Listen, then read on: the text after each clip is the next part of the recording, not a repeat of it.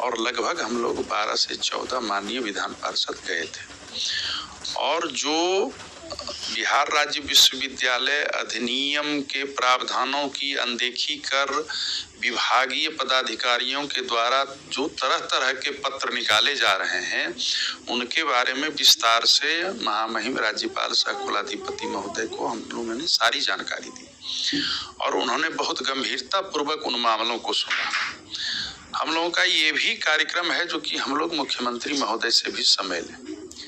चूंकि विभाग में क्या चल रहा है, एक होता है शैक्षणिक सुधार कार्यक्रम, तो वो तो ठीक है, उसमें कोई भी विरोध नहीं है और कोई भी विरोध करना भी नहीं चाहिए किन्हीं को। लेकिन सुधार के नाम पर अगर ऐसे ऐसे पत्र निकाले जाएं, ऐसे ऐसे कार्य किए जाएं जो संवैधानिक अधिकारों का भी हनन है, और मैं स्पष्टता कह रहा हूं, ये संविधान में, भारत के संविधान में अधिक परिभाषित हैं, दायित्व भी परिभाषित हैं। तो मेरा कहना ये है जो कि अगर कोई रेगुलेटरी बॉडी है, नियामक संस्था है यूजीसी, उसके तहत जो भी नियम महाविद्यालय और विश्वविद्यालय के लिए बनाए गए हैं, उसी के बारे में तो प्रोफेसर संजय सिंह ने कहा था।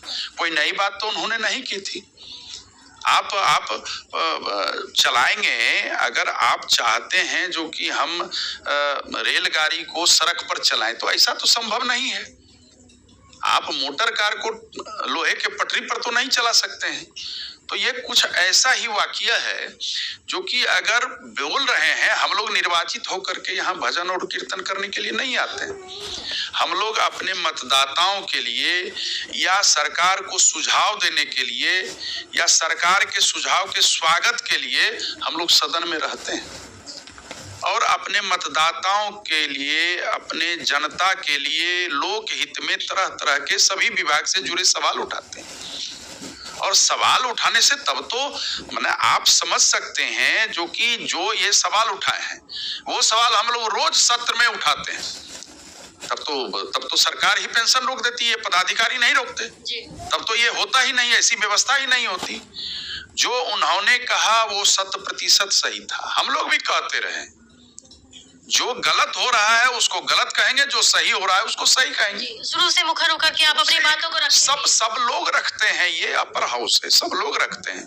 अब जैसे अभी ही आप देख लीजिए, ये तरह तरह की बातें हैं। ये 2007 से वित्त रहित वित्त सहित चल रहा है।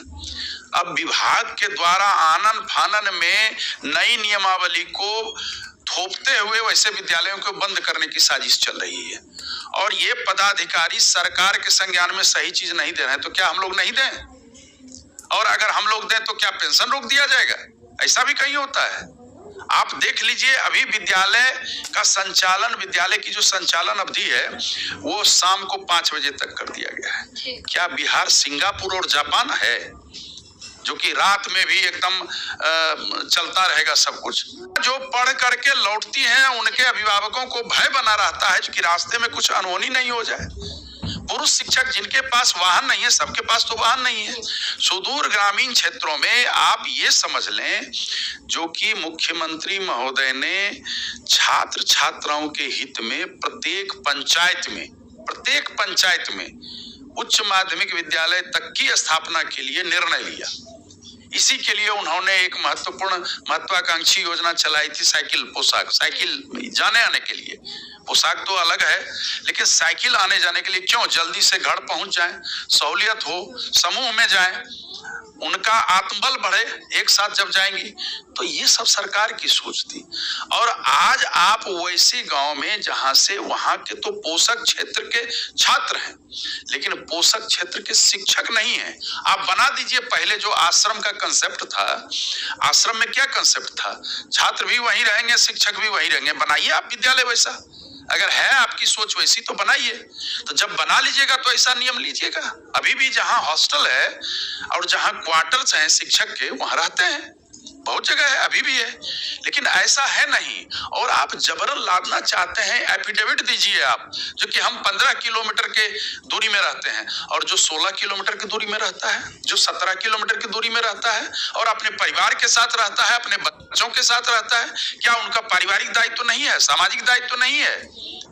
विद्यालय की अवधि है, विद्यालय अवधि में संचालन हम सही रूप से हम करते रहेंगे और निश्चित रूप से उसके करने में जो भी बाधाएं आए उसको ये ठीक करें, पदाधिकारी लोग ठीक करें, हम लोग उसमें हर वक्त सहयोग के लिए खड़े रहते हैं। कल मैंने महामहिम महोदय को कहा जो कि महोदय हमको ये बताया जाए जो कि बिहार विधानमंडल से कोई कानून बनता है और उस कानून पर राज्यपाल महोदय का अनुमोदन होता है, तब वह कानून का रूप लेता है, लेकिन उस कानून की अनदेखी की जा रही है। आज गेस्ट टीचर की नियुक्ति हो तो कह रहे हैं जो कि ये कंपनी करेगी, वो कंपनी करेगी, उसके बाद कोई भी अगर सामान क्रय करना हो तो इस कंपनी के द्वारा क्रय किया जाएगा। तो बिहार राज्य विश्वविद्यालय अधिनियम में तब फाइनेंस कमेटी का, सेल परचेज कमेटी का, सिंडिकेट का क्या महत्व है? अपना अपना सबका एक्ट है और उसी एक्ट के तहत चलना चाहिए चूंकि वो कानून बना हुआ है। लेकिन उस कानून की अनदेखी करके जो विभागीय स्तर पर आज एक से एक पत्र निकाला जा रहा है, मुझे लगता है जो कि उस पर महामहिम ने बहुत ही गंभीरता से सुना और उन्होंने कहा जो कि जो कह रहे हैं आप लोग अगर ऐसा है तो हमको साक्ष्य दिया जाए।